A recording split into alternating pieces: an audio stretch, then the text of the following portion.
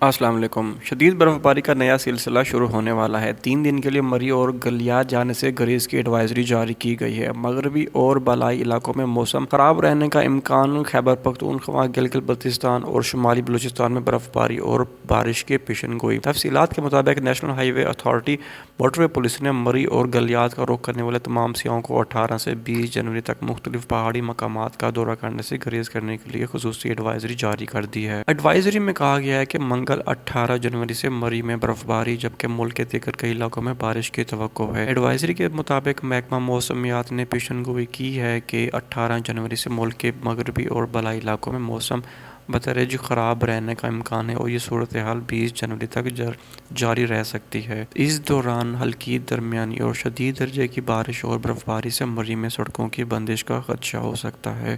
اس صورتحال میں موٹر وے پولیس نے سیاحوں کو تلقین کی ہے کہ منگل سے جمعرات تک مری اور گلیات جانے سے گریز کریں۔ دوسری جانب محکمہ موسمیات کی جانب سے بھی رپورٹ میں کہا گیا ہے کہ خیبر پختونخوا، گلگت بلتستان، شمالی بلوچستان میں بھی برف باری اور بارش کا امکان ہے۔ مزید اپڈیٹس کے لیے چینل کو سبسکرائب کر دیں۔ بہت شکریہ۔